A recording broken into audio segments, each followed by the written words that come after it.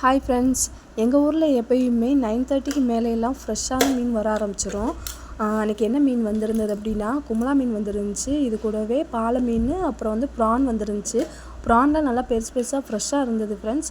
நாங்கள் ப்ரான் வாங்கியிருந்தோம், மீன் வாங்கியிருந்தோம். இதுக்கு பேர் கும்பலா மீன் சொல்லுவோம். இந்த மீனை வாங்கி 2 துண்டாகவும் போட்டுக்கலாம், அதாவது 2 பீஸாகவும் போட்டுக்கலாம், 3 பீஸாகவும் போட்டுக்கலாம். 3 பீஸாக போடணும். இந்த வால் பீஸை மட்டும் நம்ம எடுத்து வந்து ஃப்ரை பண்ணிட்டோம்னா ரொம்ப ரொம்ப டேஸ்டியாக இருக்கும். அதேமாதிரி குழம்புமே நல்லா தான் இருக்கும் இந்த மீனுக்கு.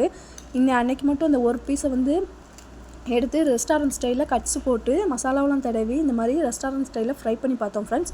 உண்மையிலே சொல்கிறோம், ரொம்ப ரொம்ப டேஸ்டியாக இருந்தது. அந்த மேலே உள்ள தோல் பகுதி மசாலாவெலாம் சேர்ந்து மொறுமொருண்டும், உள்ளே வந்து அந்த சதைப்பகுதி வந்து நல்லா ஜூஸியாகவும் பஞ்ச் மாதிரி இருந்துச்சு. நல்லா இருந்தது, சாப்பிட்றதுக்கு ரொம்ப சாஃப்டாக இருந்தது. அன்றைக்கி எங்களோட லஞ்ச் மெனு என்னென்னு பார்த்தீங்கன்னா, ஒயிட் ரைஸ் பண்ணியிருந்தோம். இது கூடவே நாங்கள் எப்போதுமே மீன் குழம்பு இருக்குது அப்படின்னா இது கூடவே காய்கறி ஏதாச்சும் ஒரு காய்கறியாவது இருக்கும். அன்றைக்கி வந்து ஒயிட் ரைஸ் பண்ணி இது கூட பீட்ரூட் பொரியல் பண்ணியிருந்தோம். ஃபிஷ் ஃப்ரை இருந்தது. இது கூடவே கீரை. சில பேர் மீன் கூட கீரை சாப்பிடக்கூடாது அப்படின்னு சொல்லுவாங்க.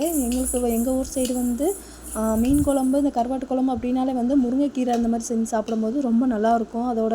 அதோட காம்பினேஷன் நல்லாயிருக்கும். இந்த மாதிரி வந்து ட்ரை பண்ணி பாருங்கள் ஃப்ரெண்ட்ஸ். இது கூடவே முருங்கைக்காய் போட்டு மீன் குழம்பு. அன்றைக்கி இதுதான் எங்களோட லன்ச் மெனு. நல்லா இருந்தது.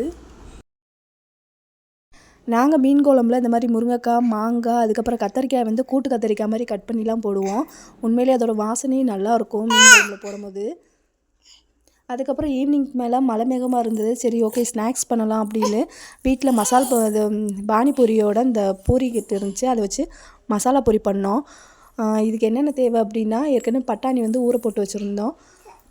பட்டாணி ஊற போட்டு இந்த மாதிரி மசாலா பண்ணிட்டோம். அதுக்கப்புறம் இது கூடவே கேரட்டு, வெங்காயம், அப்புறம் மல்லி இலை இதெல்லாம் ஃபைனாக சாப் பண்ணி வச்சுட்டு, இந்த மாதிரி அந்த பூரியை வந்து நல்லா பொரிச்சிக்கிட்டு அதை க்ரஷ் பண்ணி போட்டுக்கிட்டு அதுக்கு மேலேயே வந்து ஒவ்வொரு இதாக லேயராக கொடுத்தோம். உண்மையில் நல்லா இருந்துச்சு. அந்த மழை டைமாக இருக்கிறதுக்கும் அதுக்கும் நல்லா சூடாக சாப்பிடும்போது இந்த மாதிரி ஸ்ட்ரீட் ஃபுட்லாம் நம்ம வீட்டில் ஒரு தடவையாவது ட்ரை பண்ணி பார்த்து நம்ம சாப்பிடும்போது அது நல்லா டேஸ்டியாக வந்துருந்துச்சு அப்படின்னா அதில் ஒரு சந்தோஷம் தான் ஃப்ரெண்ட்ஸ். நீங்களும் ட்ரை பண்ணி பாருங்கள். வேறு ஒரு இன்ட்ரெஸ்டிங்கான வ்ளாகில் பார்க்கலாம். பாய். மறக்காமல் நம்ம சேனலை லைக் பண்ணிவிட்டு சப்ஸ்கிரைப் பண்ணிடுங்க. பாய்.